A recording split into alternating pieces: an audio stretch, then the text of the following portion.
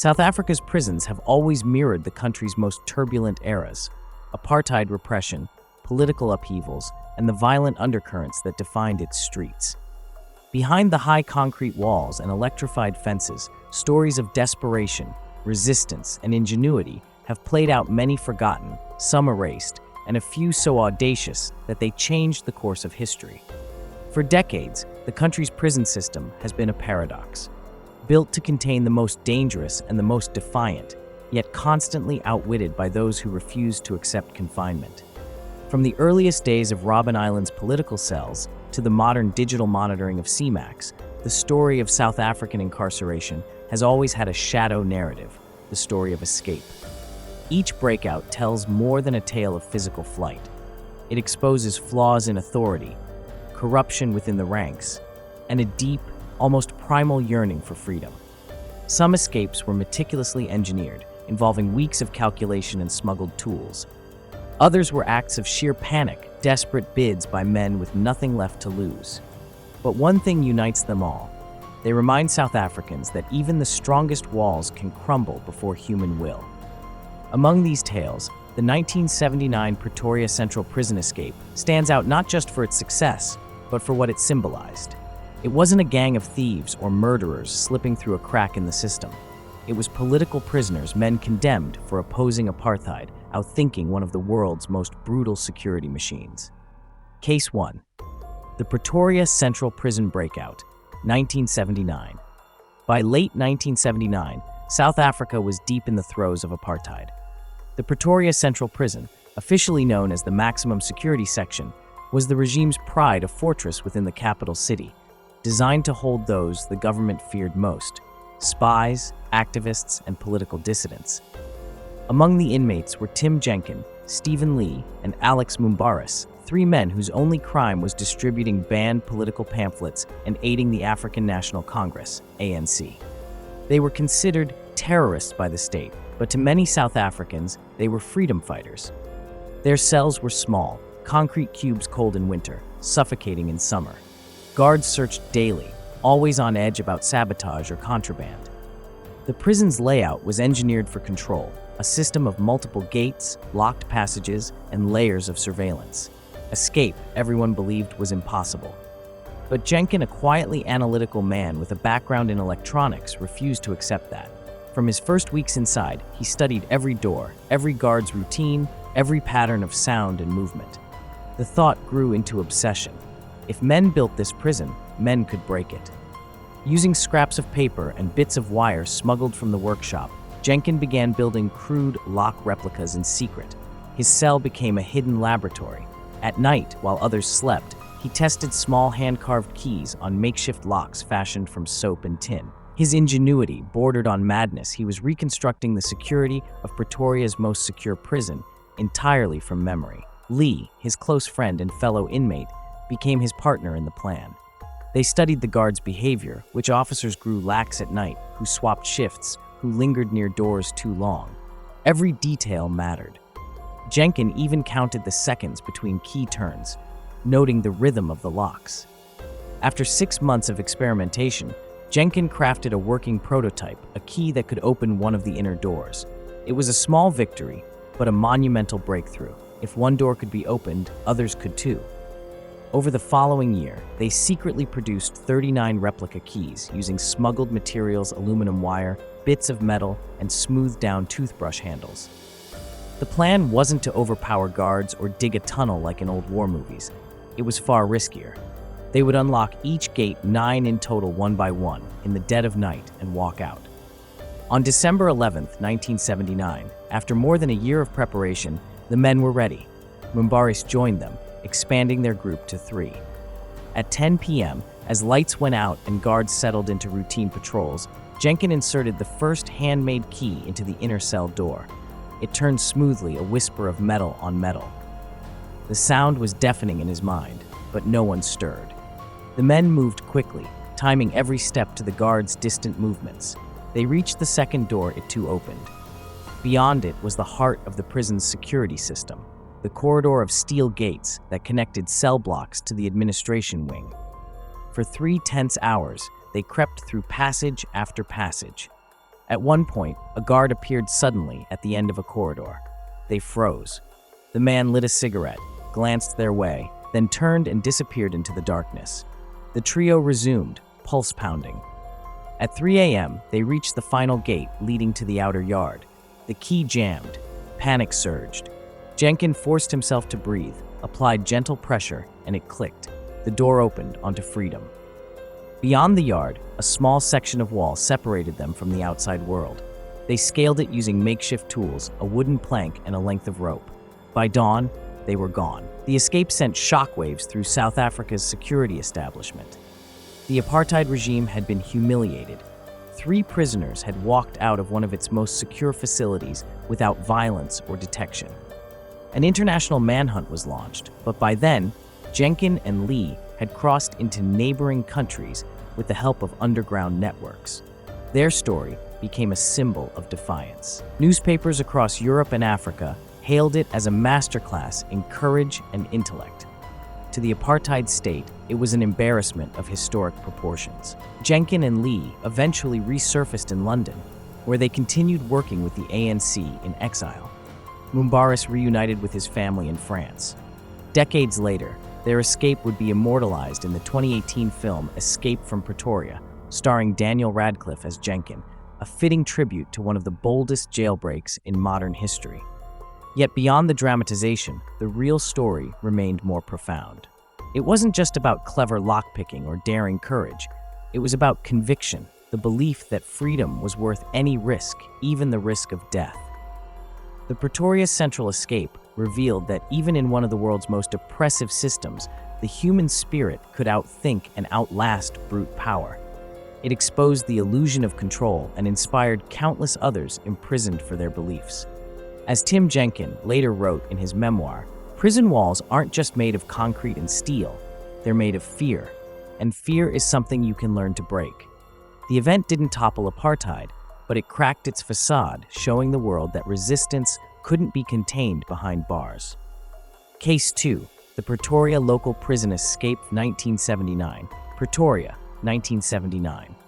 The apartheid regime stood at the height of its power, a government that ruled with laws designed to silence opposition, suppress freedom, and crush resistance.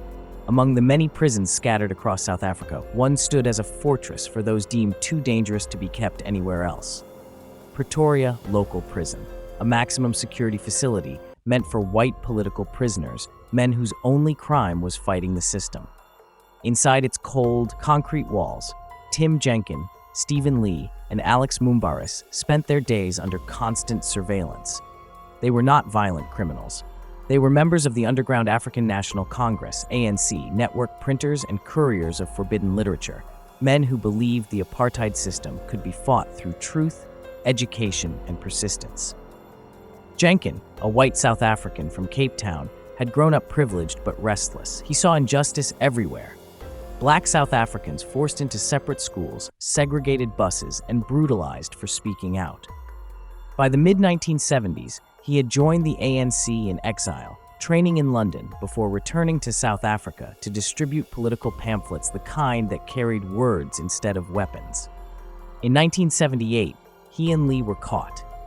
The security police raided their safe house, seizing printing equipment, banned materials, and coded correspondence. They were sentenced to 12 years in prison for producing and distributing subversive propaganda. It was meant to be enough to silence them forever. But Pretoria Local would not hold them. Every morning began the same way, a clanging bell, the scrape of boots, and the metallic click of keys echoing through the corridor. The prisoners were counted, lined up, and sent off for chores or confined to their small cells for study or isolation. For Jenkin and Lee, the monotony was unbearable. They knew they were meant to break psychologically, if not physically. But instead of despair, they began to analyze every door, every lock, every bolt. The two men developed an obsession with understanding how the prison worked. They noticed that guards often carried large key rings but used only a few keys regularly. The locks themselves were old Chubb-type lever locks, simple in design but difficult to duplicate without precision tools. Jenkin began sketching them, memorizing their structure every time a door opened. When new prisoners arrived, often ANC operatives or journalists, they traded observations. Every detail mattered. Which guard was lazy, who double-checked locks, and what time rounds occurred. The routine created a rhythm, but within that rhythm, Jenkin and Lee began to see opportunity. The plan didn't start as a plan. It started as curiosity. One afternoon, Jenkin used a discarded piece of cardboard to trace the outline of a keyhole in his cell door. He then tried to recreate the shape using melted plastic from a toothbrush handle. The crude imitation didn't work, but it slid partially into the keyhole. That was enough. He realized if he could fashion accurate replicas of the cell keys, there might be a way out. Getting materials was the next challenge. The prison had a small workshop, and prisoners were sometimes assigned to repair or clean small objects. From one assignment, Jenkin managed to pocket pieces of wire, scrap metal, and aluminum. He fashioned a small workbench beneath his bed, hidden behind stacks of newspapers and books. Night after night, when the corridors went silent, he and Lee began experimenting. They used toothbrush handles, aluminum strips, and even wood from the base of a broomstick to mold and carve keys. Each failed attempt taught them more about the internal mechanisms. They tested these keys on storage cupboards and less secure doors before daring to try them on anything important. Months passed. Then, one night in 1979, Jenkins slid one of his handmade keys into the lock of his own cell door. He turned it and it clicked. The door opened. Blueprints of freedom. The first successful key changed everything. From that moment, the operation became deliberate. They drew maps of the entire block, noting where each key would be required and where security cameras, still rudimentary in those years, were positioned. They realized they would need at least 10 different keys to reach the final exit. Each door between them and freedom was another barrier. Administrative doors, storerooms, stairwell gates, and the outer courtyard gate. By now, another prisoner had joined them. Alex Mumbaris, a French-Australian activist imprisoned for assisting the ANC. His experience in underground operations became invaluable. He encouraged patience and helped disguise their movements. Together, the three men formed what they called the Escape Committee. They communicated through coded letters and notes hidden in food containers or under floor tiles. Every part of their plan had to survive two tests: the physical, would it work mechanically, and the psychological, could they stay calm if discovered. They spent months rehearsing, timing every movement during lights out, practicing how to carry themselves if a guard appeared. They built dummy keys to test in empty cells, listening for differences in sound. What began as a dream had turned into a blueprint. The night of the escape. It was 11 December 1979, a humid night in Pretoria. The prisoners' section was quieter than usual, guards relaxed, anticipating the upcoming Christmas period. Jenkin, Lee, and Mumbaris had spent the previous weeks ensuring every detail was perfect. At exactly 7 p.m., when the night wardens made their final rounds, Jenkin waited in his cell, heartbeat loud in his ears. The footsteps passed, the lights dimmed, and the corridor fell silent. He took out the handmade keys, carefully labeled and tied with string. The first door opened without resistance. So did the second. When he reached Lee's cell, the key hesitated. The lock was slightly different. He tried again, forcing himself not to panic. The click came. Lee slipped out. They moved to Mumbaris' cell. Another click. Now the three men stood together in the dark corridor, free from their cells, but still deep within the heart of the prison. They advanced through each section: offices, storerooms, a utility corridor. Every key worked. The silence was deafening. Finally, they reached the final barrier, a steel gate leading to the outer courtyard. Jenkins' hands shook as he slid the key in.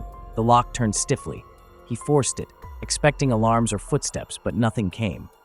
For the first time in years, they breathed open air. They climbed over the final wall using a makeshift rope made of bed sheets and electrical cord. Landing on the outer perimeter ground, they were out. Freedom, however, did not mean safety. They were still in the center of Pretoria, one of the most heavily policed cities in South Africa. The escape would not go unnoticed for long. They split up. Jenkin made his way to a pre-arranged safe house using a fake identity card he had prepared months before. Lee followed a different route, traveling by train toward Johannesburg, while Mumbaris aimed for Swaziland, where ANC operatives could help him cross into Mozambique. By dawn, the alarm had been raised. The prison was locked down. Search teams spread across the city. Posters were printed. The apartheid government called it an embarrassment. Officials refused to admit the men had made their own keys. They claimed bribery or outside help. But inside the system, guards whispered that it was the most sophisticated escape they had ever seen. For weeks, security police combed the country. Jenkin hid in sympathetic homes, changing locations constantly. After 2 months, with the help of underground ANC networks, he crossed the border into Botswana, then to Zambia, and finally to London. There, he reunited with ANC exiles alive, free and defiant. The Pretoria Escape sent shockwaves through South Africa. The apartheid government tightened prison protocols immediately. Locks were replaced, surveillance increased, and political prisoners faced even stricter isolation. But the symbolic victory was far greater than the physical one. For the resistance movement, Jenkin, Lee, and Mumbaris became proof that the system could be beaten even from within its strongest fortress. Their escape inspired other prisoners and gave hope to activists across the country who had long believed that the apartheid machinery was invincible. Years later, when apartheid finally collapsed and Nelson Mandela walked free, journalists would revisit the story of the Pretoria Escape. It wasn't just a tale of clever men and handmade keys, it was a story about defiance, creativity, and faith in freedom. Tim Jenkin would go on to write a memoir, Inside Out: Escape from Pretoria Prison, detailing every moment of their breakout. In 2020, it was adapted into a feature film titled Escape from Pretoria, starring Daniel Radcliffe, introducing a new generation to a story once buried by censorship.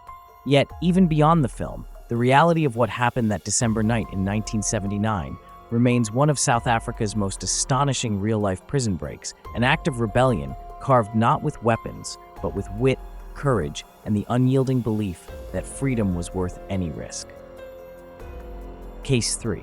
The Thabo Bester Prison Escape. In South Africa's long list of criminal sagas, few have ever shaken public trust as deeply as the Thabo Bester prison escape. It wasn't just the crime itself that shocked the nation. It was how easily a convicted murderer and rapist could fake his own death inside a maximum security prison, walk out under everyone's nose, and vanish into a life of luxury with his celebrity doctor girlfriend. This was not just an escape. It was the exposure of a system's rot, a story where corruption, deception, and arrogance converged into one of the most audacious real-life scandals in modern South African history. Before the headlines about his escape, Thabo Bester was already infamous. He earned the name Facebook Rapist between 2009 and 2011 after using the social media platform to lure women with promises of modeling jobs or business opportunities. Bester, charming and manipulative, often presented himself as a talent scout or a representative for major South African brands. Once the women agreed to meet, the encounters would turn into nightmares. He would rob, assault, and in some cases, rape them. In 2012, he was arrested and charged with 2 counts of rape, robbery, and the murder of his then-girlfriend, Riva Motine, a 26-year-old aspiring model. In 2012, he was sentenced to life imprisonment for murder and additional years for rape and fraud. The court called him a danger to society with no remorse and a manipulative personality. He was sent to the Mangaung Correctional Center in Bloemfontein, a privately run maximum security facility managed by G4S Security under contract with the South African Department of Correctional Services.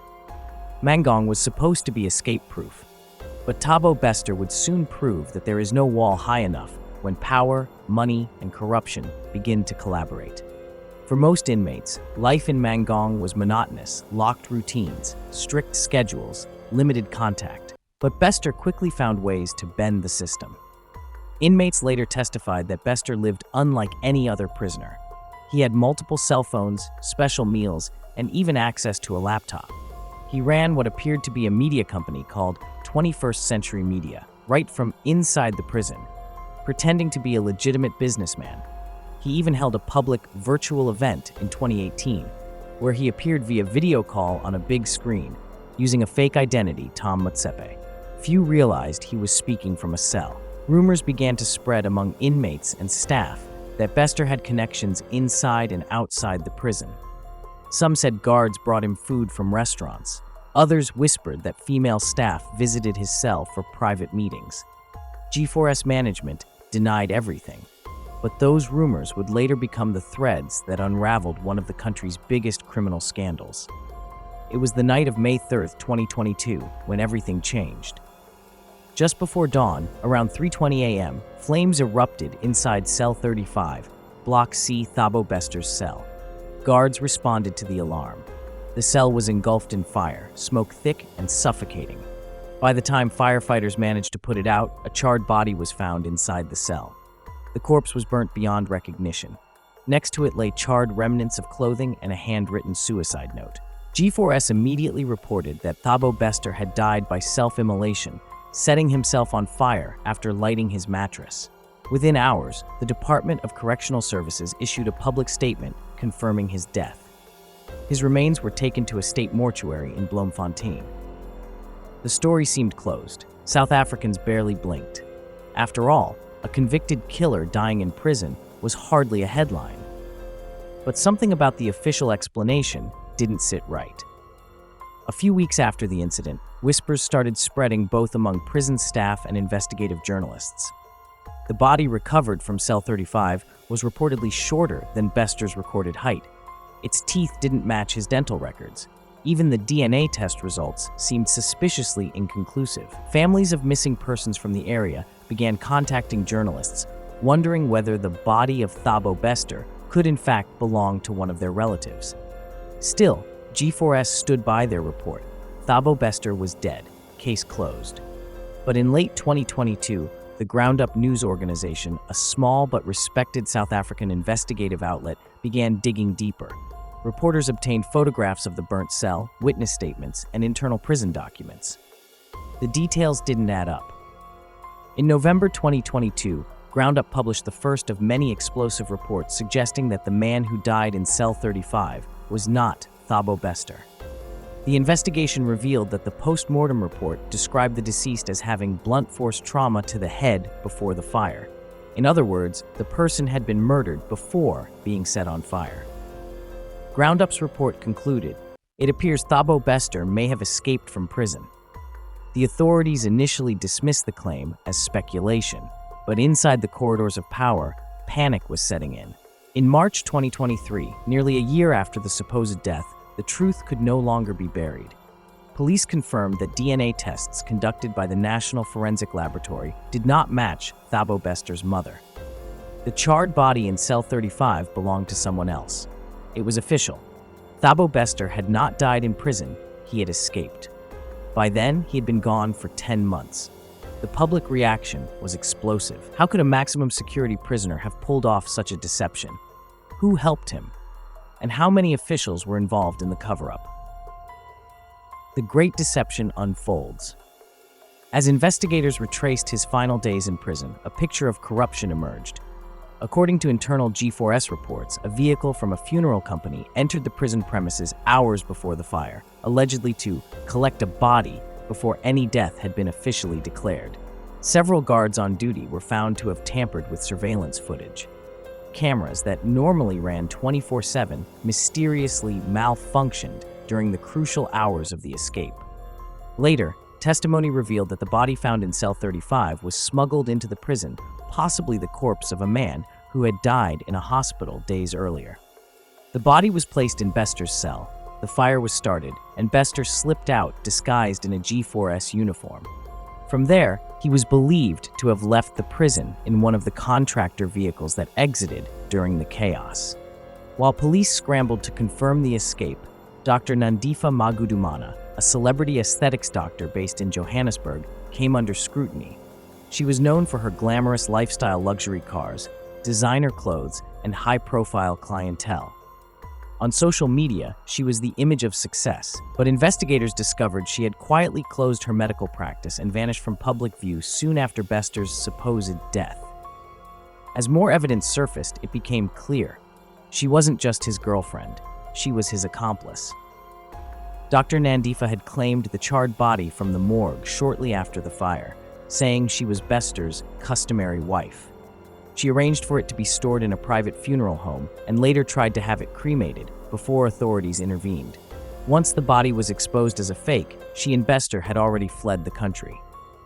For nearly a year, Bester and Dr. Nandifa lived under false identities in several South African cities, including Johannesburg and Bloemfontein, before escaping across the border. They rented luxury mansions under fake names, reportedly operating an online business scam using stolen identities and defrauding clients with fake investment pitches. By early 2023, they had crossed into Zimbabwe, then traveled to Tanzania, where they rented a villa in Arusha. But they had made mistakes. A black SUV they drove in Johannesburg was traced to a fake company linked to Bester's alias. Surveillance footage showed Dr. Nandifa shopping with Bester alive, healthy, and far from any prison cell. The photographs went viral across South Africa. Public outrage surged. The Facebook rapist was alive and free. In April 2023, South African authorities, working with Interpol and Tanzanian police, tracked the couple to a rented mansion in Arusha. Reports suggested they were planning to flee to Kenya or even the United States, using counterfeit travel documents. When officers stormed the property, Bester attempted to resist arrest. Both were detained and found in possession of multiple passports, laptops, and SIM cards. On April 13, 2023, they were extradited to South Africa under heavy security. Footage of their arrival, Bester in cuffs and a bulletproof vest, flanked by armed guards, dominated news channels for days. The scandal rocked South Africa's correctional system to its core. G4S, the private company running Mangang prison, faced nationwide outrage. Parliament summoned its executives to testify. Several prison officials were suspended or arrested, including wardens, supervisors, and a prison manager. The Department of Correctional Services eventually announced that it was terminating G4S's contract, citing gross negligence and complicity. Meanwhile, the murder investigation into the unknown victim found in cell 35 was reopened. His identity was later confirmed as a 31-year-old Bloemfontein man killed to fake Bester's death. Bester was transferred to Kogosi Mampuru II prison in Pretoria, one of the most secure facilities in the country. In the months that followed, courtroom proceedings revealed the full scale of deceit. Testimony showed that Bester had used bribes and manipulation to win favors from prison staff. He had paid some, with money smuggled in through external associates. Dr. Nandifa was accused of assisting him financially, coordinating logistics, and even traveling to the prison multiple times under false pretenses. The couple faced multiple new charges, including fraud, corruption, aiding in escape, desecration of a corpse, and murder. In every court appearance, the public watched closely, stunned by how a maximum security inmate had turned the nation's justice system into his personal playground. The Thabo Bester escape was more than one man's manipulation. It exposed the fractures in South Africa's privatized prison system. It showed how corporate profit, poor oversight, and systemic corruption could create blind spots large enough for a murderer to walk free. It raised difficult questions about accountability. How many guards were complicit? How could surveillance fail for so long? And how many other secrets lay buried behind bars? Even after his rearrest, public confidence in G4S and the correctional services remained shaken. The story of Thabo Bester became a metaphor for something larger, a reflection of South Africa's ongoing struggle with inequality, corruption, and institutional decay. Today, Thabo Bester remains behind bars, awaiting multiple new trials. Dr. Nandifa, once a respected medical professional, sits in the dock beside him, her career and reputation in ruins. Their story continues to dominate headlines, documentaries, and podcasts. But beyond the spectacle, the 2022 Mangang prison escape stands as a grim reminder that no prison wall, no corporate security system, and no bureaucratic structure can contain corruption once it takes root. Because when a nation's institutions fall asleep, even for a moment, one man's lies can rewrite history. And that is exactly what Thabo Bester did. Case 4, the Pollsmoor prison escape, Cape Town 2016. Pollsmoor Prison has always been one of South Africa's most notorious detention facilities. A sprawling, overcrowded complex sitting on the edge of Tokai in Cape Town. Built in 1964, it was designed to house around 4,000 inmates. By 2016, It was home to more than 8,000 men, gang members, murderers, petty criminals, and political offenders, all crammed into cells built for half that number. Pollsmoor wasn't just a prison. It was a city within a city, ruled by a hierarchy of gangs that held power through fear and violence. That year, a daring escape shocked South Africa and exposed the crumbling state of the country's correctional system. On the night of February 20th, 2016, 6 inmates vanished from their cells in the Medium B section, a supposedly high-security block. It was a night that started like any other. Guards on shift, lights dimmed, and hundreds of men settling into the restless rhythm of prison life. But beneath the surface, a plan months in the making was about to unfold. The 6 men were all serving long sentences: armed robbery, attempted murder, and hijacking. Their names were later revealed as Thabo Nkabinde, Sibusiso Mthembu, Colin Lovu, Grant Jacobs, Mandla Radebe, and Abdurrahman Isaacs. Among them, Isaacs, the oldest, had once worked as a carpenter inside the prison workshops. That detail would prove vital. Isaacs was the quiet one, a man who knew how to stay out of trouble. But behind his calm demeanor was a calculating mind. He'd been observing the routines of the warders for months, noting who was lazy, who was corrupt, and who could be bribed. The escape plan, it later turned out, was not an impulsive act of desperation. It was a coordinated effort involving inside help, smuggled tools, and sheer nerve. It began with a hacksaw blade, a small, thin piece of metal hidden inside a loaf of bread during a kitchen delivery. Isaacs and Nkabinde had access to a small workshop within Medium B where wooden furniture was repaired. Over weeks, they took turns sawing through the window bars in their shared cell. They worked at night, stopping whenever a guard passed. The noise was masked by the hum of the prison generators. Each morning, the cuts were covered with a paste made from toothpaste, soap, and dust, a mixture that, under dim lighting, perfectly resembled the rusted color of the iron bars. The plan was slow, methodical, and invisible. By mid-February, the final bars were loose enough to push aside. The escape itself was timed to the second. Around 2 a.m., when the warder's patrol schedule was at its lightest, the men slipped out of their cell window, dropped onto the yard below, and crawled along the shadows of the inner perimeter wall. Isaacs had bribed a warder R300, later confirmed by investigators, to leave the workshop door unlatched. From there, the group gained access to the roof of the administration block, climbed up with sheets twisted into ropes, and reached the outer fence. Pollsmoor's outer barriers were supposed to be impossible to breach. Electrified, alarm-wired, and guarded by watchtowers, they had kept thousands inside for decades. But that night, the electricity supply had been cut for maintenance earlier in the evening, and the backup system failed. Whether that was coincidence or inside interference remains debated to this day. The men used bolt cutters stolen from the maintenance shed to slice through the final barrier and disappeared into the darkness of Tokai Forest. When the morning head count began at 5 a.m., warders realized 6 men were missing. Panic spread through the facility. The Department of Correctional Services quickly locked down Pollsmoor, halting all movements and calling in police units and K9 squads. Helicopters circled the surrounding areas. The public was warned that 6 dangerous escapees were on the run. The manhunt that followed gripped Cape Town. Within 48 hours, 2 of the men, Mthembu and Jacobs, were caught in Mitchell's Plain, hiding inside a relative's home. They were exhausted, hungry, and still wearing parts of their prison uniforms. Police recovered a small pistol, likely stolen during their flight, and a map drawn on scrap paper showing an intended route to the Northern Cape. But 4 others, including Isaacs, were still missing. Reports came from residents in Steenberg and Khayelitsha of suspicious men seeking transport or hiding in shacks. Each tip sent police units scrambling. It wasn't until a week later that another breakthrough came. Acting on intelligence, officers raided a safe house in Hanover Park and found Thabo Nkabinde sleeping on the floor. He tried to flee but was shot and wounded. Under interrogation, he admitted they had received help from a corrupt warden who supplied them with cell keys and later smuggled food.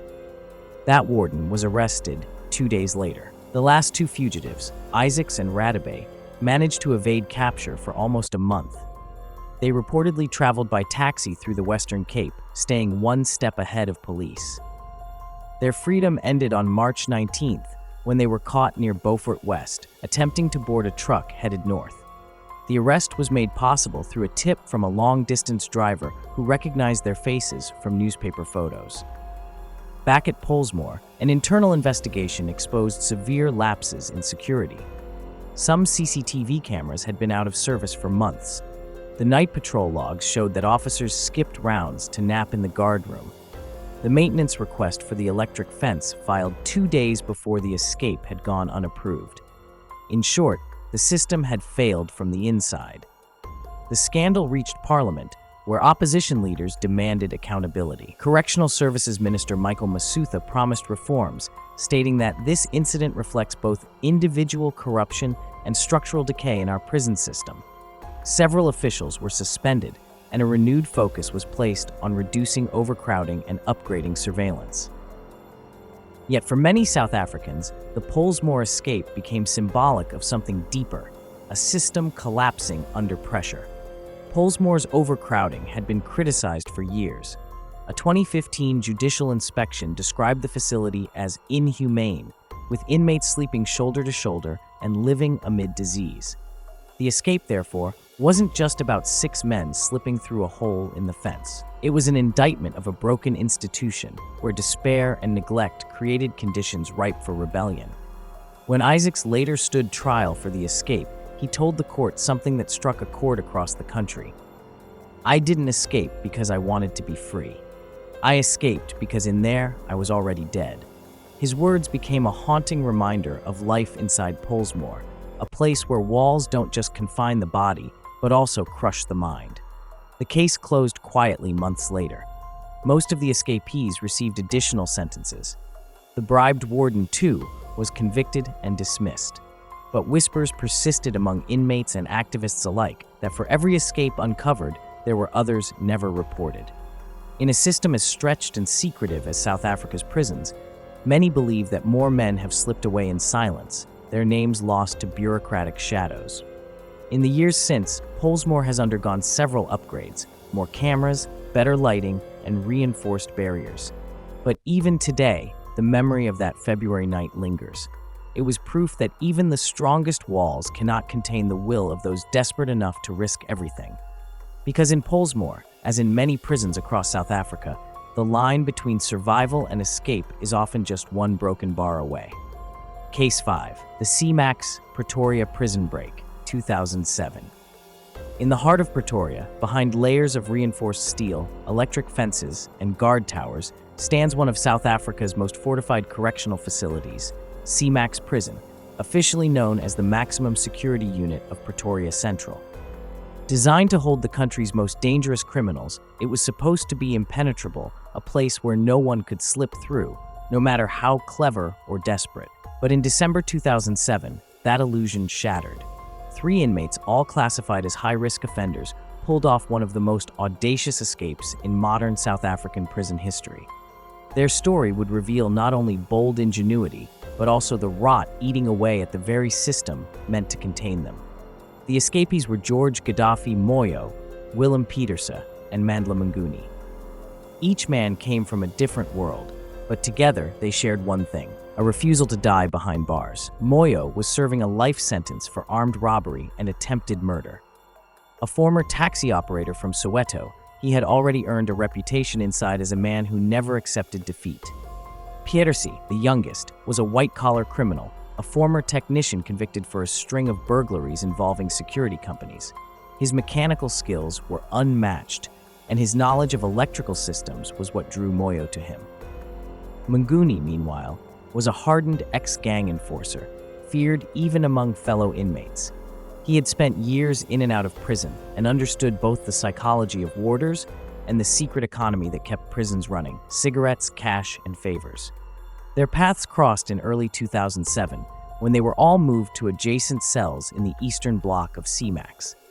At first, it was routine long days of silence, short walks in the exercise yard, and constant surveillance. But slowly, they began exchanging ideas through coded knocks and smuggled notes. It started with curiosity talk of how impossible it'd be to escape Great and evolved into determination. By mid-year, their plan was taking shape. Pieterse was the architect. His background in electronics gave him the confidence to manipulate alarm systems and electric locks. Moyo, with his connections among prison workers, handled bribery and logistics. Mnguni, physically strong and bold, would take point during the escape itself. To prepare, they needed two things: information and tools. Information came from observation. Over months, they memorized guard rotations, identified which warders were most easily distracted, and noted the blind spots in the CCTV system, particularly near the laundry section, where camera coverage had been minimal since a maintenance failure in 2006. Tools, on the other hand, required bribery. Using cigarettes and R500 notes smuggled through visiting relatives, Moyo paid a cleaner to hide small contraband items in the laundry baskets. Among them, a pair of pliers, a screwdriver, a hacksaw blade, and eventually, an old security access card that had been reported lost. It took them 4 months to carve a way through the steel mesh ceiling above their cells. They worked at night, covering the sound with wet towels to muffle vibrations. During the day, they spread toothpaste and soap over the cut lines to make them blend with the surrounding grime. But what made their escape legendary wasn't just how they broke out of their cells, it was how they breached the entire CMAX system. In late November, Peters discovered that one of the electronic locks controlling the service corridor doors had been bypassed by technicians weeks earlier and temporarily operated manually, a fact never logged in the official maintenance system. That meant the alarm connected to the lock had been disabled. If they could reach that door, they could move undetected for several minutes before anyone noticed. The men timed their move for the night of December 2, 2007, a Sunday, when guard numbers were lowest. Rain was falling, drowning out noises, and half the prison staff were watching the televised soccer match in the common room. At 11:45 p.m., the trio made their move. They climbed through the ceiling vent and crawled along a narrow crawl space filled with dust and electrical cables, heading toward the service corridor. Peters used the pliers to cut through a section of wire mesh, dropping silently onto the concrete floor below. They were inside the restricted maintenance passage, an area that led directly to a secondary gate behind the administrative wing. Using the stolen access card, they opened 2 internal steel doors. The third door, however, was controlled by a digital keypad. This was where Peters's technical skills saved them. He had memorized the pattern of smudges left on the keypad by staff over time and estimated the most frequently pressed digits. After 3 attempts, the green light blinked. The door slid open. They were 1 corridor away from freedom. But one final obstacle remained: the outer perimeter fence. CMAX was surrounded by 3 layers of fencing: an inner steel mesh, a middle electric fence carrying 11,000 volts, and an outer razor wire wall. Rain had caused intermittent power surges earlier that evening, and maintenance staff had switched the system to manual reset mode, meaning it wasn't continuously live. Peters tested the line by tossing a piece of cloth soaked in water onto it. When nothing happened, they knew it was safe. They used their makeshift rope, twisted from bed sheets and electrical cords, to climb over. At 12:37 a.m., they were gone. By the time the first alarm sounded, the men were already running through the industrial area near Salvocop. A passing taxi driver later reported seeing 3 wet men in orange pants running across the N1 bridge. By sunrise, they had vanished into the sprawl of Pretoria West. The escape sent shockwaves through the Department of Correctional Services. CMAX was supposed to be escape-proof.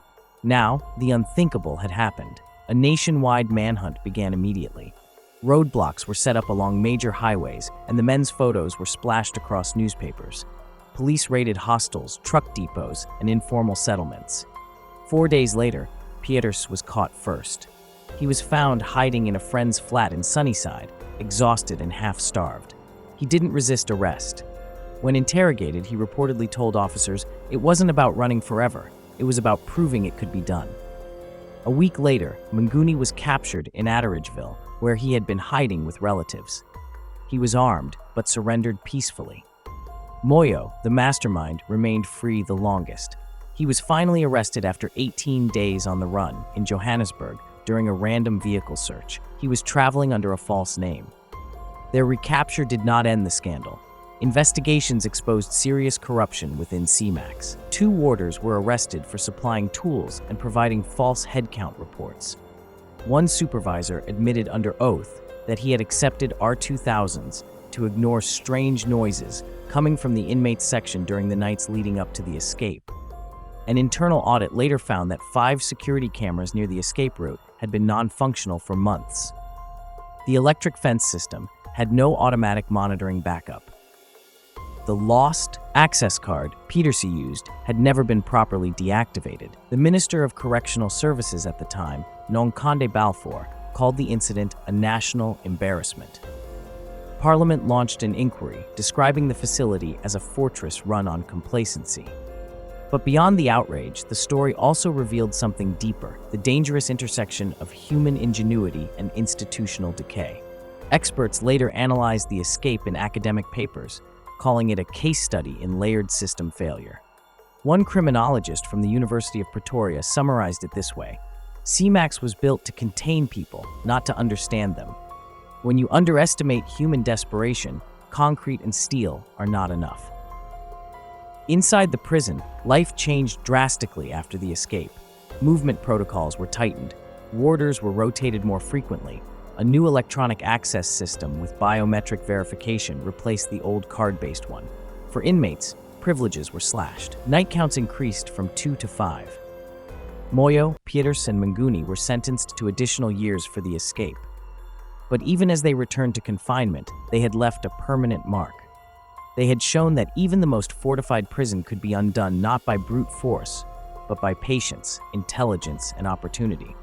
Years later, during a television interview marking CMAX's 50th anniversary, a retired official was asked what lesson the 2007 Breakout had taught him. He said that no wall is stronger than neglect. Every escape begins the day someone stops paying attention. In a country where prison overcrowding and corruption remain rampant, those words still echo a warning and a truth. Because even in South Africa's toughest prison, freedom was once again measured not in open skies, but in how far 3 men were willing to crawl through the ceiling to find it. Case 6, the St. Albans Prison Escape, 2018. In the coastal city of Gqeberha, known then as Port Elizabeth, sits St. Albans Correctional Center, a sprawling complex surrounded by open fields and razor wire. It is one of South Africa's largest prisons, housing more than 3,000 inmates at any given time. Within its walls, hardened criminals live side by side with petty offenders, gang members, and those still awaiting trial. By June 2018, St. Albans had become a ticking time bomb. Overcrowding, gang wars, and staff shortages had turned it into one of the most volatile correctional facilities in the country.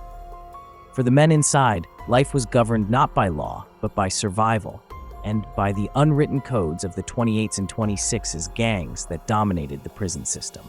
That month, the Department of Correctional Services, DCS, reported that the facility was operating at nearly 180% capacity.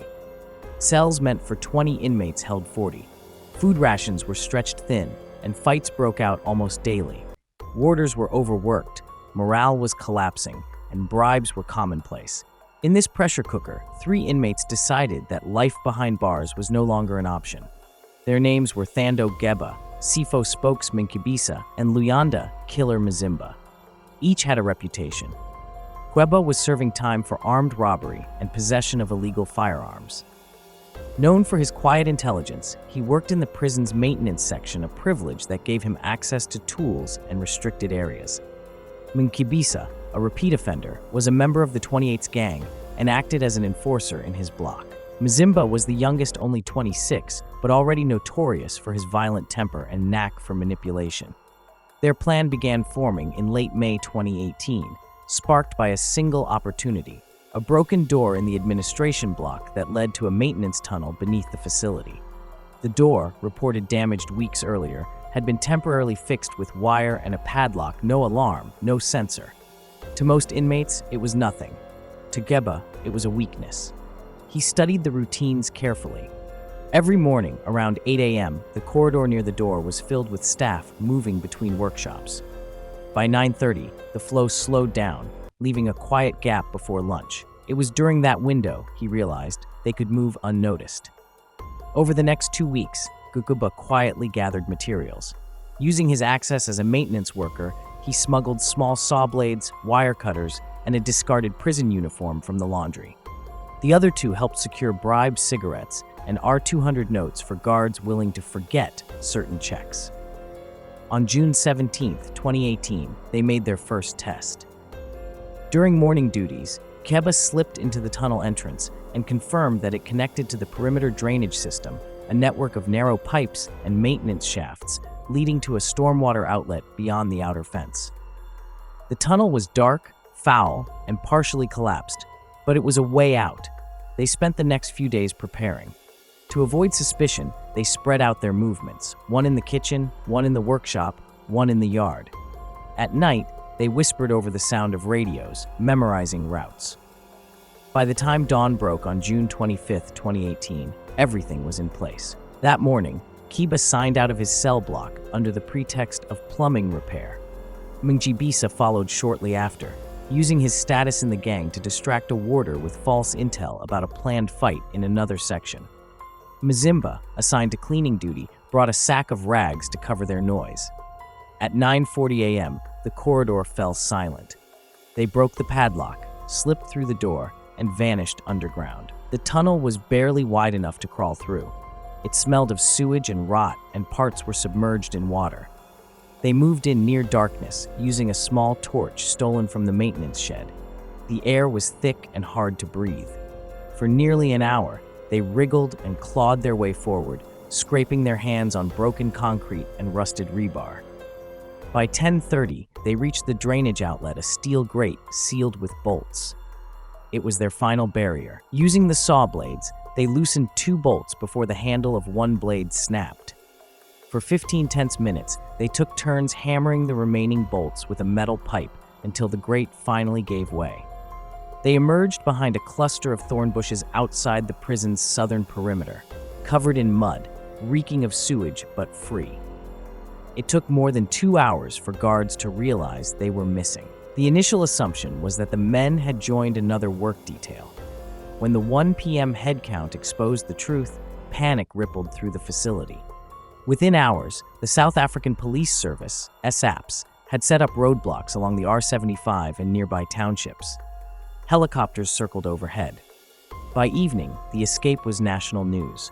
The Minister of Justice called it a disgraceful failure of oversight. But the real embarrassment came 2 days later, when investigators discovered CCTV footage showing the escape route footage that had been ignored because the camera was pointed at the wrong section of the yard. The footage showed the 3 men crawling out of the drain, glancing around, and disappearing into the veld. None of the perimeter guards had noticed. Over the next week, all 3 men were tracked down. Keba was captured first, hiding in a shack in Motherwell. Mungibisa was found a few days later at his girlfriend's house in Uitenhage. The youngest, Mzimba, made it the farthest all the way to Mathatha before being arrested after boasting about his escape in a tavern. When questioned, he told police, "We didn't escape because we thought we'd win. We escaped because we were forgotten." That statement struck a nerve. The official investigation revealed just how neglected the system had become. The broken door had been reported 3 times but never repaired. The maintenance logs had been falsified. Guards were understaffed, 12 warders managing over 1,200 inmates in that section alone. More shocking still, 3 prison officers were suspended for accepting bribes. 2 later faced disciplinary hearings for providing tools and false clearance notes. The Department of Correctional Services scrambled to contain the damage. The regional commissioner admitted that poor oversight and corruption had made the impossible possible. But the public reaction was divided. Some saw the escape as another symbol of South Africa's crumbling correctional infrastructure, a mirror of deeper dysfunction. Others viewed it through a human lens, the desperation of men who felt trapped in a place where reform was just a word. After their recapture, the 3 were moved to CMAX in Pretoria under high-security conditions, a bitter irony, considering that even CMAX had already suffered its own humiliating breakout just a decade earlier. For the rest of that year, St. Albans remained under scrutiny. DCS officials visited weekly, installing new perimeter sensors and reinforcing tunnels with steel plating. Yet insiders admitted that the problems went far beyond fences and alarms. A former warden later told News 24, "You can't fix corruption with cameras. You fix it by making people care again. Until then, every bolt you tighten will just come loose." By 2019, St. Albans was again in the headlines, this time for a deadly gang riot that left 3 inmates dead and 26 injured. The incident, many noted, was proof that nothing had truly changed. Looking back, the 2018 escape became more than just a headline. It was a symptom of a national crisis, the erosion of discipline, accountability, and humanity inside South Africa's prisons. For Geba, Munkibisa, and Mzimba, their 48 hours of freedom were short-lived, but their story lived on as a brutal reminder. When a system forgets those it cages, even a broken door and a drainage pipe can become a path to liberty. Case 7. The Pietermaritzburg Prison Break, 2001. The year was 2001, and KwaZulu-Natal's Pietermaritzburg new prison, officially called the Medium Mam, a correctional center, stood as one of South Africa's most overcrowded and volatile detention facilities. Built in the apartheid era to hold about 1,000 inmates, it now held 2,800.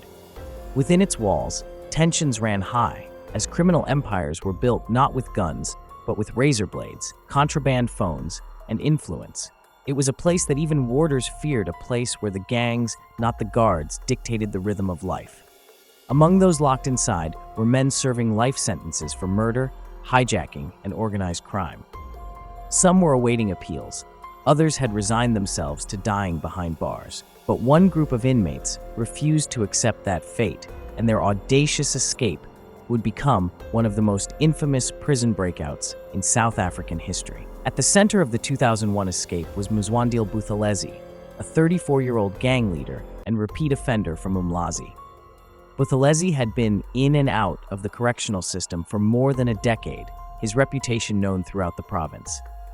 Inside the prison, he commanded deep loyalty from a group of inmates who referred to themselves as the Hard Living's KZN branch, a name borrowed from the feared Cape Flats gang. Buthelezi was serving a life sentence for double murder and had nothing left to lose. Yet those who knew him described him as disciplined, calculating, and patient, not the reckless type. He studied guard routines, timing of cell checks, and the structure of shifts. He made mental notes of where weak spots existed in the facility's outdated infrastructure. By late 2000, he began forming a team of trusted men from different cell blocks. Sifiwe Ace Zondi, an armed robbery convict who once worked as a mechanic. Sandile Gumede, a quiet but resourceful inmate who worked in the prison's workshop. Themba Scalo Dlamini, an explosives expert who had previously been involved in cash-in-transit heists. Together, they started to map out an escape plan so daring it seemed impossible, to break through the steel roof of Block C, cross the inner yard under floodlights, scale the perimeter wall lined with electric fencing, and vanish into the forest that bordered the prison grounds. Their plan would have failed immediately if not for one critical factor: corruption inside the prison. The investigation later revealed that several warders had long been compromised, accepting bribes to smuggle cigarettes, drugs, and even cell phones into the facility. Buthelezi's group managed to secure something far more dangerous: a firearm. According to court records and DCS internal investigations, a 9mm pistol was smuggled into the prison by a guard working night duty.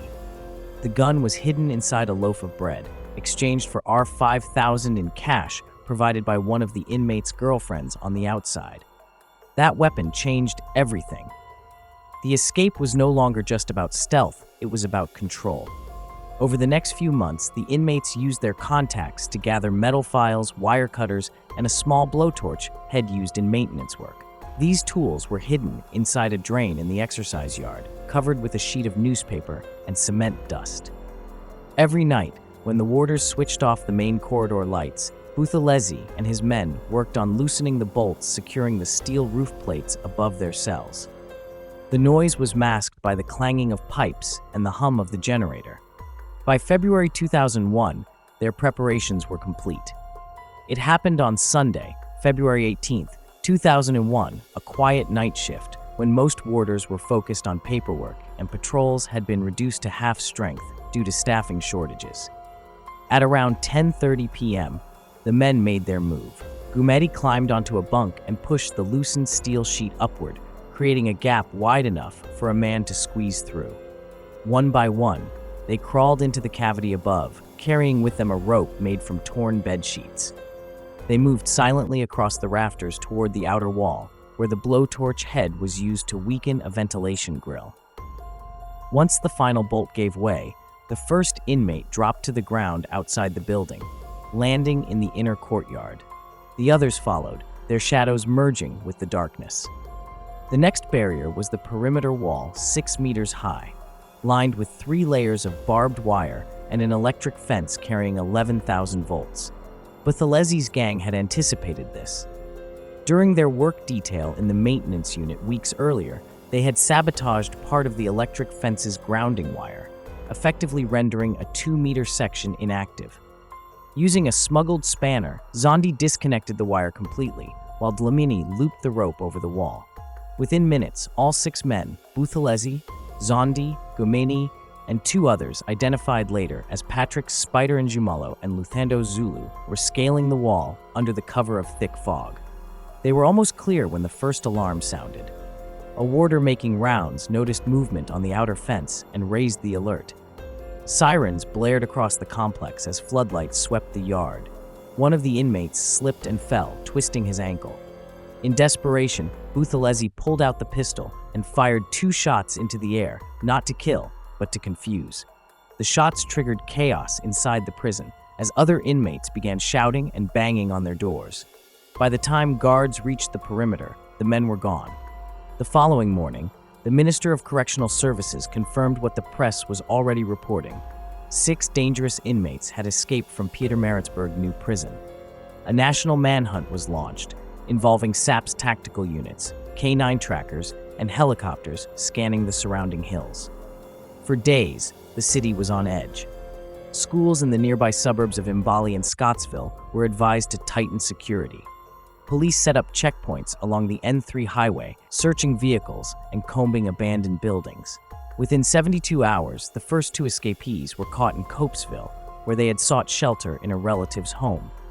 The arrest turned violent. One of the men, Zondi, was shot and wounded in the leg. Buthelezi, the mastermind, managed to evade capture for nearly 2 weeks. He moved from township to township, relying on contacts within gang networks for food and transport. He even disguised himself as a taxi conductor for several days in Durban. On March 2, 2001, police traced him to a house in Umlazi after a tip-off from an informant. The ensuing raid ended in gunfire. Buthelezi was shot and killed during the confrontation, marking a bloody end to one of South Africa's most daring escape attempts. The incident embarrassed the Department of Correctional Services and prompted a full-scale investigation. The Jolly Commission, which had been set up to investigate corruption and maladministration in South African prisons, took particular interest in the Pietermaritzburg breakout. Testimonies revealed that at least 3 prison officials had been bribed to look the other way. One admitted to receiving R2000 to not check the workshop tools. Another confessed to smuggling cell phones in food parcels. The public inquiry concluded that systemic corruption, overcrowding, and poor surveillance were direct enablers of the escape. The Commission's report, released in 2006, cited the Pietermaritzburg case as a textbook example of administrative collapse within correctional institutions. More than 2 decades later, the Pietermaritzburg prison break remains one of South Africa's most discussed escape sagas. It symbolized both the ingenuity of those desperate for freedom and the institutional decay that made such acts possible. Former warders interviewed by Mail and Guardian years later recalled the fear that gripped them in the aftermath. One said, "It wasn't just about those 6. It was about what their escape said, that if they could do it, anyone could." The event led to increased surveillance, reinforced fencing, and the installation of electronic motion sensors across many correctional facilities. But as experts pointed out, technology could not fix what corruption had broken. Even today, whispers about the Pietermaritzburg 6 circulate among inmates, told not as a story of failure, but as proof that the system's walls, no matter how thick, can still be breached. Case 8. The Pollsmoor Maximum Prison Escape, 2006. Pollsmoor Prison. Cape Town's fortress of steel and stone has long been both a landmark and a warning. Nestled beneath the shadow of Table Mountain, it houses some of South Africa's most dangerous offenders.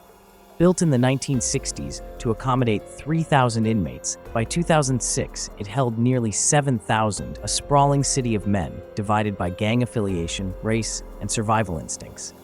For decades, the facility's reputation had been carved by brutality, overcrowded cells, brutal assaults, and a deep-seated gang culture that often rivaled the power of its wardens. In that hierarchy of violence and control, one man's name stood out: George "Machine" Mitchell, a career criminal whose influence extended far beyond the prison gates. The 2006 Pollsmoor escape was not just another desperate dash for freedom. It was the result of meticulous engineering, inside help, and organized crime's reach into the heart of South Africa's correctional system. It would expose a web of corruption, planning, and cunning unlike anything the Department of Correctional Services had seen in years. George Mitchell was not an ordinary inmate. A former gangster from Cape Town's Cape Flats, he was a founding member of the Hard Livings Gang, one of the most feared and structured criminal organizations in the Western Cape. He had been convicted in the 1990s of multiple counts of armed robbery, hijacking, and murder, earning a lengthy sentence at Pollsmoor's maximum security section, known among inmates simply as the cages. But even within prison, Mitchell's control and charisma gave him power. Guards called him Mr. Mitchell. Other inmates simply called him Boss. Mitchell's criminal empire didn't stop when the cell doors closed. Using contraband phones, he managed to coordinate gang operations on the outside, directing robberies and drug runs through coded calls. By 2005, police surveillance had picked up his name in at least 5 ongoing investigations involving armed heists. But that year, Mitchell's life inside took a turn. A crackdown by the Department of Correctional Services stripped him of privileges, restricted visits, no private contact, constant surveillance. His access to his network was fading. To Mitchell, there were only 2 options left: submit or escape. He chose the latter. In early 2005, Mitchell began building a small inner circle of trusted inmates, men he could rely on absolutely. Among them were Jerome "Killer" Buysen, a fellow Hard Livings lieutenant and longtime associate; Ashley "Shakes" Abrahams, a former electrician serving time for robbery who knew Pollsmoor's electrical and structural layouts intimately; Socks Daniels, a quiet but resourceful convict with connections to corrupt guards; Warren Williams, a mechanical tinkerer who had once repaired prison locks during work detail. Their goal was simple but audacious: escape from Pollsmoor Maximum, a place widely believed to be escape-proof. What made this attempt different was the strategic precision with which it was planned. Over several months, Mitchell and his team gathered intelligence about guard rotations, shift overlaps, and blind spots in the surveillance network. Pollsmoor's security relied heavily on manual systems: warders carrying keys for dozens of cells, routine patrols, and surveillance cameras that frequently malfunctioned due to lack of maintenance. By the time the plan took shape in late 2005, the group had already identified their escape route through a workshop drain tunnel that ran beneath the laundry section and exited near a maintenance yard on the outer perimeter. The tunnel, though blocked by a welded grate, had not been inspected in years. The success of their plan hinged on cooperation from within. Investigators later discovered that at least 3 correctional officers had been bribed to provide assistance. One, a senior warder assigned to the night shift, admitted under interrogation that he had received R20,000s over several months to look the other way. Contraband tools were smuggled in disguised as maintenance supplies: a small hacksaw, a screwdriver, and a short crowbar. Cell phones and SIM cards were hidden inside bread deliveries and later retrieved during work detail. Mitchell's outside contacts also played a crucial role. Through coded communication, they arranged to have a stolen Toyota Hiace minibus waiting in Tokai, just 3 kilometers from Pollsmoor's southern gate. The driver was an associate from Mitchell's old gang, tasked with picking up the escapees once they reached the perimeter. Everything was timed to coincide with a shift change on the night of June 25, 2006. The night was cold and misty, typical Cape Town winter weather. Inside Pollsmoor, the usual noises of prison life had quieted into the hum of steel doors and muffled snoring. At 11:15 p.m., Mitchell gave the signal. Using a piece of sharpened wire hidden inside his mattress, Abrahams unlocked the inner latch of their communal cell. From there, Williams quietly forced open the door to the service corridor, a narrow passage reserved for maintenance staff. The guards on duty that night were either asleep or deliberately inattentive. The men carried with them a cutting torch nozzle, smuggled from the metal workshop. They moved swiftly to the laundry area, where they removed floor tiles concealing the old drain tunnel. The grate had already been loosened weeks earlier. Crawling through the tunnel, they moved in single file for nearly 40 meters, scraping their knees and elbows along the damp concrete.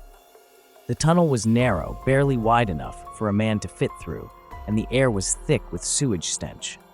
At the far end, Abrahams used the crowbar to pry open a rusted manhole cover. When they emerged, they found themselves inside the fenced maintenance yard, one layer away from freedom. That final barrier was the most dangerous, a 4-meter electrified perimeter fence, reinforced with razor wire and watched by armed guards in a nearby tower. Here, Abraham's expertise came into play.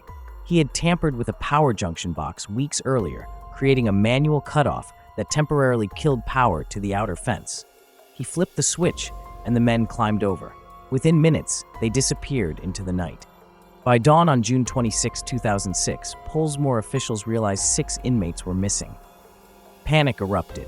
The men had vanished without leaving any trace inside the prison walls. Correctional Services immediately contacted SAPS, and the Western Cape Serious and Violent Crimes Unit launched an emergency operation. The escape dominated national headlines. Cape Times ran the banner. Top gang bosses vanish from Pollsmoor. What followed was one of the largest manhunts in the province's history. Within 24 hours, one of the escapees, Warren Williams, was recaptured in Mitchell's plane after a resident recognized him. 2 others were caught in Khayelitsha by police informants. But Mitchell, Boysen, and Abrahams, the core trio, had already reached the Cape Flats underworld. They were protected by gang allies who moved them between safe houses in Athlone, Grassy Park, and Hanover Park. For 2 weeks, they managed to stay one step ahead of police raids. Then, on July 10, 2006, acting on a tip, police surrounded a property in Manenberg.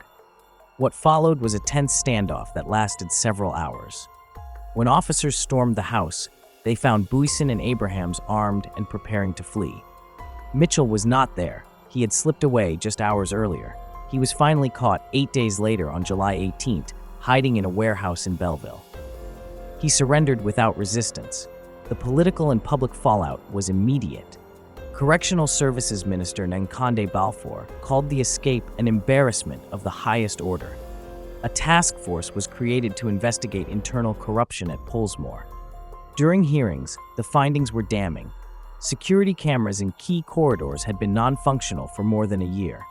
Night shift rosters were falsified. Guard inspections were irregular or ignored. Multiple staff members had accepted bribes in exchange for contraband.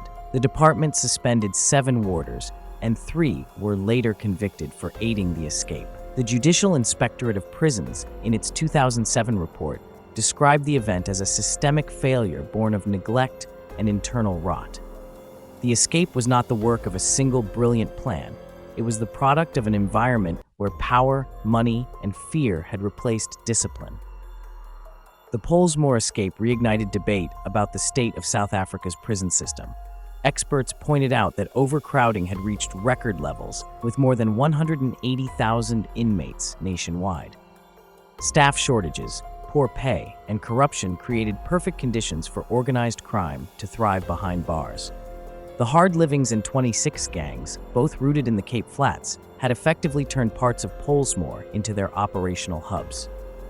Dr. Lucas Munting, a prison reform researcher at the University of the Western Cape, summarized the issue bluntly. Pollsmoor was never just a prison. It was a parallel city, one where the state lost control years ago. George Mitchell's recapture did not end the story. he was transferred under heavy guard to C-Max prison in Pretoria, where he spent the rest of his life under near-total isolation. Visits were monitored, and all correspondence was censored. In 2011, reports surfaced that he had continued to influence gang activities from behind bars using intermediaries. Correctional officials again tightened controls, but whispers about his continued reach persisted. Ashley Abrahams, the electrician whose skills made the escape possible, received an additional 15-year sentence for his role. He died in 2013 during a gang-related stabbing at Kokstad prison. Jerome Boyson, however, would later emerge as a major figure in the Cape Flats criminal underworld. After his release years later, he became infamous in Cape Town's gang wars, often cited in police intelligence reports as a high-ranking underworld boss. Nearly 2 decades later, the 2006 Pollsmoor Breakout remains a defining case study in South African correctional history. It demonstrated how discipline, surveillance, and technology mean little when undermined by corruption and human complicity. It also revealed the adaptability of organized crime capable of outsmarting institutions designed to contain it.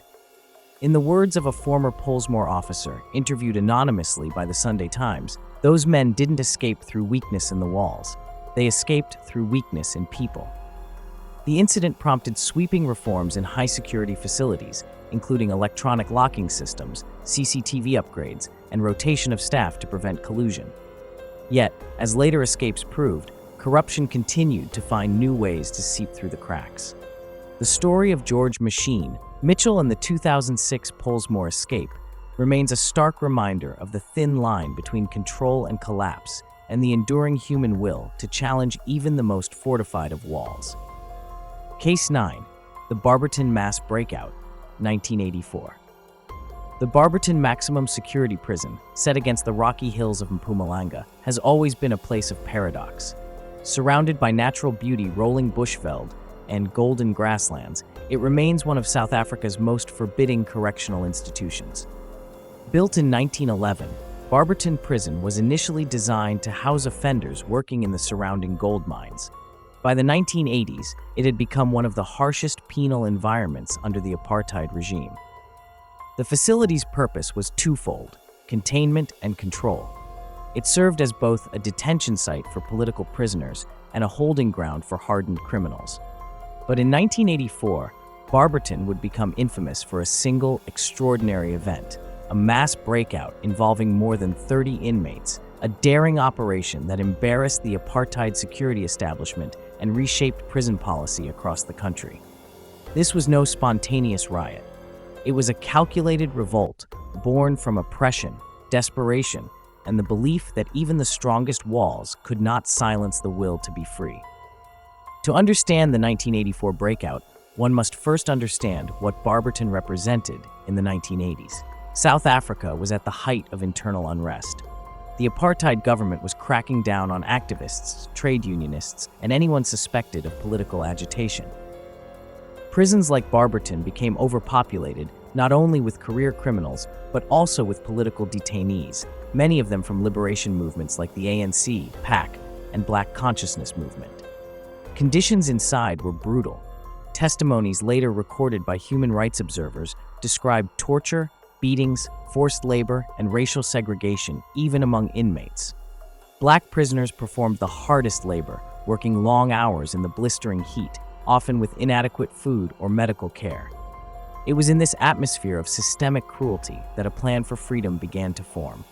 Among the inmates was Jackson "Jack" Maseko, a former soldier turned political prisoner accused of sabotage under the apartheid regime.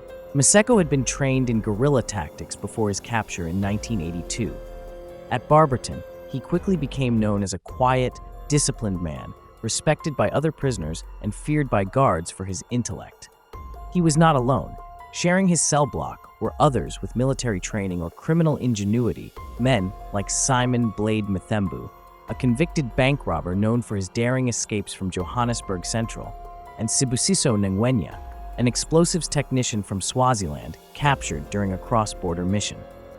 Together, they began discussing the possibility of a coordinated escape. Initially, their plan was dismissed as suicidal. Barberton's maximum wing was surrounded by 3 layers of fencing, including an electrified perimeter, watchtowers, and roaming armed patrols with dogs. The guards were notorious for violence and vigilance. But Maseko was patient. He knew the prison's weaknesses lay not in its walls, but in its routine, the monotonous, predictable rhythm of institutional life. Every day, the prisoners were marched to the fields for labor under the supervision of armed warders. Every day, the same patterns repeated: inspection, roll call, labor, return. Maseko began studying those patterns with military precision. The plan took months to develop.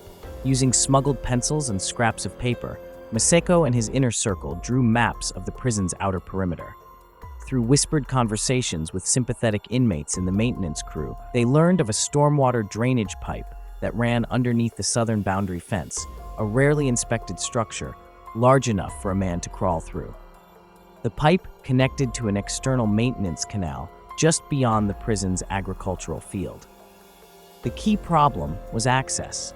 The drain was welded shut with a heavy steel grill, and the section leading to it was locked off during working hours. The solution came from an unexpected ally, a prison workshop technician, an inmate who repaired tools for the warders. Using bits of scrap metal and saw blades, he fashioned a makeshift cutting tool and smuggled it to Maseko's group during their labor shifts. They began cutting through the grill during late-night shifts in the field store, 5 minutes at a time, concealed beneath noise from other machinery. The cuts were thin, deliberate, and strategically placed to keep the structure intact until the night of escape. By May 1984, the group had swelled to nearly 40 conspirators, divided into 3 smaller units, each with assigned roles: cutters, lookouts, and runners. That night was unusually cold. The wind swept through the Barberton Valley, masking the low metallic clatter of tools and hushed commands. At 11 p.m., Maseko gave the signal. The chosen men slipped from their barracks through a rear window, whose bars had been gradually loosened over weeks. Crawling across the open yard, they avoided the floodlights by sticking to the shadows of the agricultural sheds. Their first obstacle was the inner fence, a simple chain-link barrier about 2 meters high. It was scaled quietly, though one inmate tore his hand open on the wire. At the storm drain, the steel grill finally gave way with a groan. One by one, the men slid into the darkness of the tunnel, crawling through mud and stagnant water. For those who followed later, the path was slippery and suffocating, the tunnel barely 1 meter, the air thick with damp earth. On the outside, their lookouts, 2 inmates stationed in the labor compound, created a distraction by setting fire to a storage hut filled with dry straw. Sirens blared as guards rushed toward the blaze. Under the cover of chaos, the first group of escapees emerged from the far end of the drain, cutting through the final wire fence with sharpened hacksaw blades. By 12:15 a.m., the first 10 men were free. Within 20 minutes, the second group followed. By 1 a.m., 32 inmates had escaped from one of the most fortified prisons in South Africa. At dawn, guards discovered the breach. Panic rippled through the command ranks. The apartheid security network reacted instantly. Police roadblocks were set up on all routes leading out of Barberton. Helicopters were deployed, and armed patrols scoured nearby villages.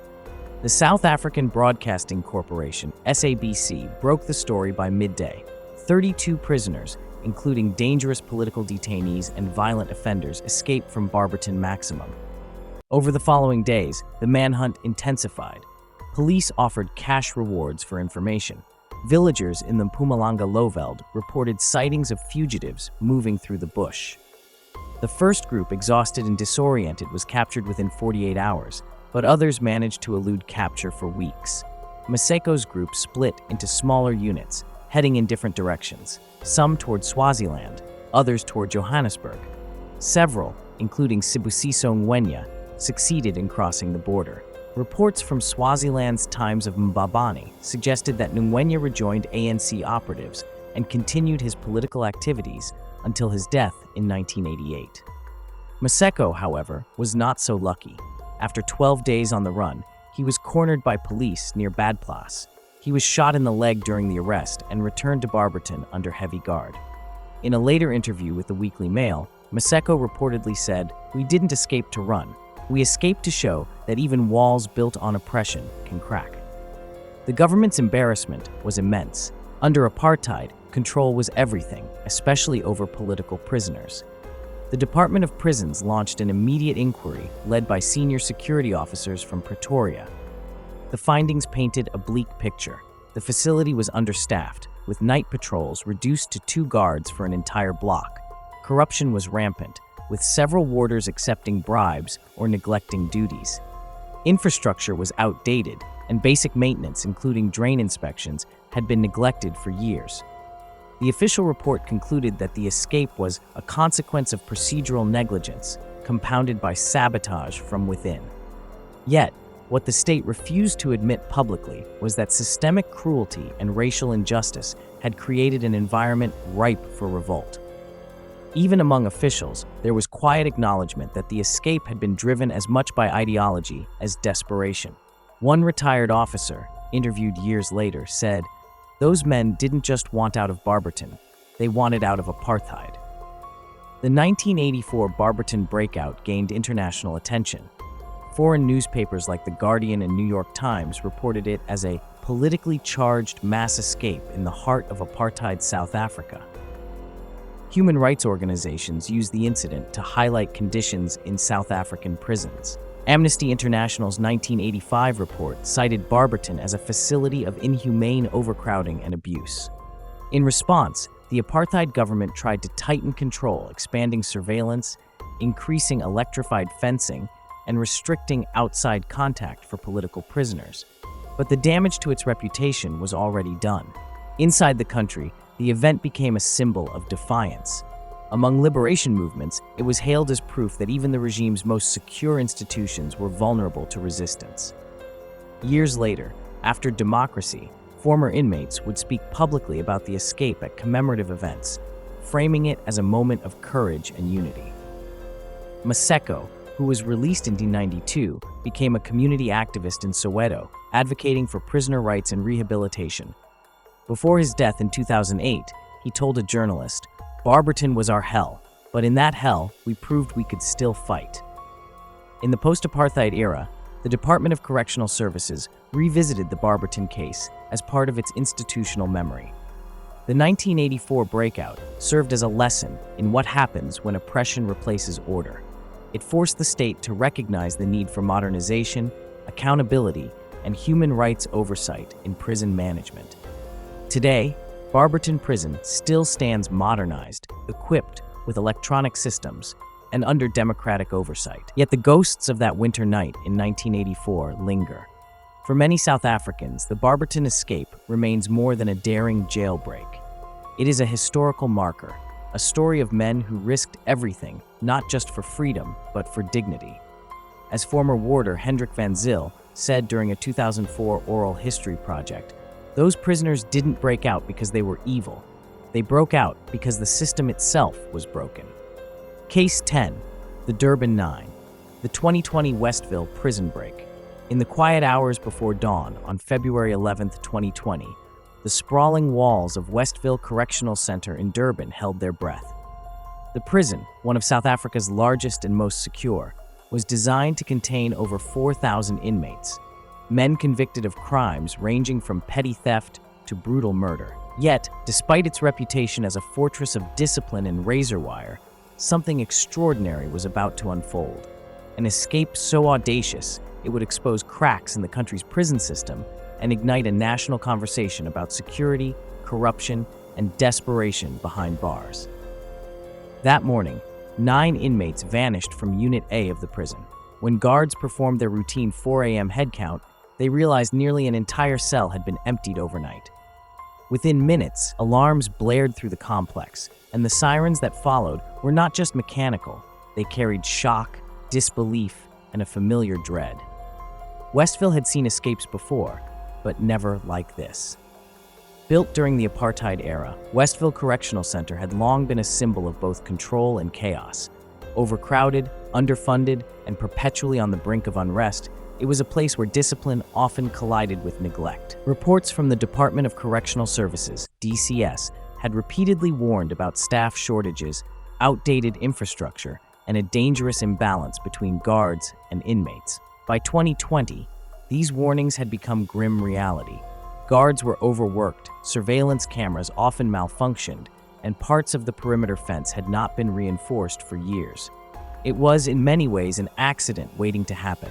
The 9 men, whose crimes ranged from robbery to attempted murder, had spent weeks, possibly months, plotting their escape. Among them was Mthokazisi Zulu, a 32-year-old serving a lengthy sentence for armed robbery, believed by investigators to be the informal ringleader. Inmates described Zulu as sharp, quiet, and always watching. It began, as many prison breaks do, with observation. Zulu noticed a blind spot in the CCTV coverage near the exercise yard wall adjoining the old kitchen block, a section of fencing rusted by time and rain. The escape plan took shape in whispers, coded notes, and subtle routines. Prison insiders later revealed that the men had collected makeshift tools, metal rods from broken bunk frames, fragments of wire, and smuggled handsaws hidden in soap bars and meal containers. Every night after lights out, while others slept, they took turns cutting through sections of steel mesh that bordered the yard. They used toothpaste and mud to disguise the damage, ensuring guards saw nothing during morning inspections. On the night of February 10th, a thunderstorm swept over Durban, a perfect cover for noise. Rain drummed against the tin roofs, drowning out the sound of scraping metal and whispered orders. At around 1:45 a.m., the men made their move. One by one, they squeezed through a narrow opening behind the exercise block. Beyond the first fence was a trench filled with muddy water, and beyond that, a final barrier, an electrified fence meant to deter even the most desperate. But here's where the mystery deepened. Investigators later discovered that the power supply to that section of the fence had been cut. Whether by accident, malfunction, or deliberate sabotage remains unclear to this day. Some guards claimed the circuit breaker had been faulty for weeks. Others, however, whispered that one of their own had been paid to turn a blind eye. Once clear of the inner yard, the 9 scaled the outer perimeter using stolen blankets knotted together.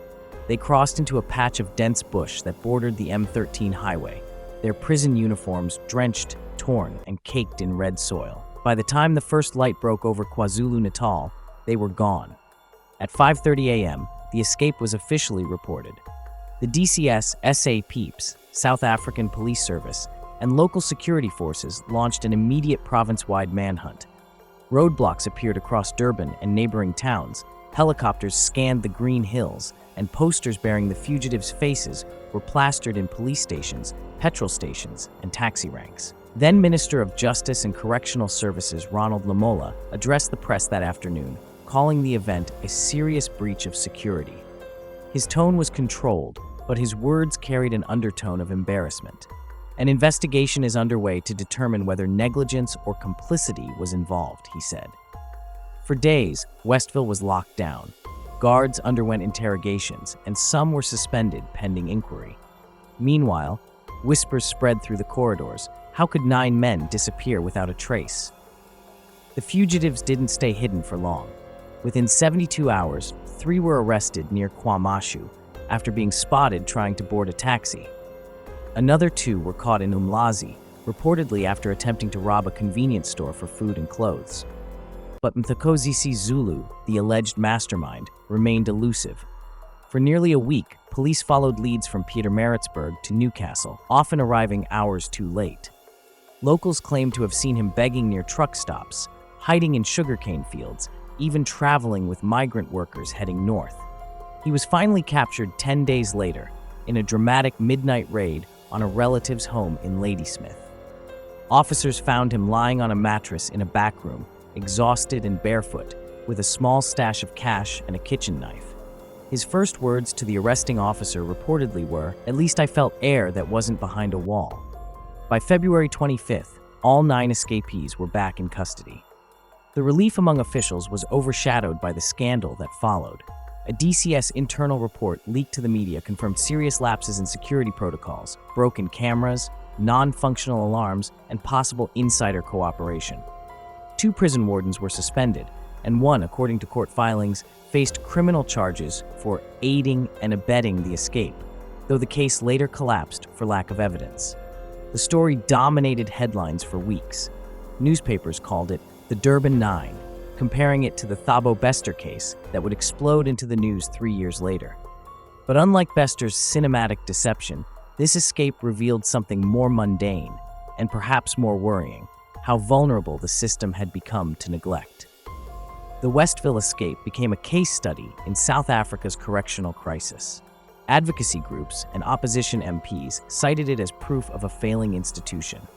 In a parliamentary debate that March, one MP declared, "If 9 men can walk out of a maximum security prison under our noses, what does that say about our governance? Our prisons are not just overcrowded, they are crumbling." Human rights organizations pointed to the overcrowding that often led to inhumane conditions, sparking violent tensions and desperate acts like escape attempts. Westville, designed for 2,500 inmates, then held nearly 4,000. Cells meant for 4 men held 7. In such suffocating conditions, escape wasn't just rebellion, it was survival. By 2025, 5 years after the escape, Westville had undergone partial upgrades: reinforced fencing, better camera systems, and stricter staff rotations. Yet, reports of corruption and gang control inside persisted. The story of the Durban 9 became folklore in prison circles, a blend of myth and cautionary tale.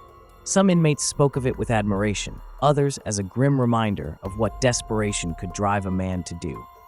Journalists revisiting the case often highlighted one quote from Zulu's 2021 court testimony where he reflected on his decision to escape. "You can cage a man, but you can't cage his thoughts. That night, I wasn't running away from punishment. I was running toward a chance to feel human again." The line would later circulate online, both romanticized and criticized, emblematic of a justice system caught between control and compassion. The Durban 9 escape didn't lead to new laws or sweeping reforms, but it marked a turning point in public awareness. It reignited debates about rehabilitation versus retribution, and whether South Africa's prisons were serving justice or perpetuating suffering. For the guards, the politicians, and the prisoners themselves, Westville's escape remained a haunting echo, a reminder that no wall, however high, can contain the complexities of human will. This is Whispers in Africa. Thanks for watching. I hope you enjoyed the true crime documentary. Don't forget to like, share, subscribe and turn on the notification bell icon, so you'll be notified when we upload a new video. You can also tell us what you think about this documentary in the comments section. I hope to see you in our next video. Bye.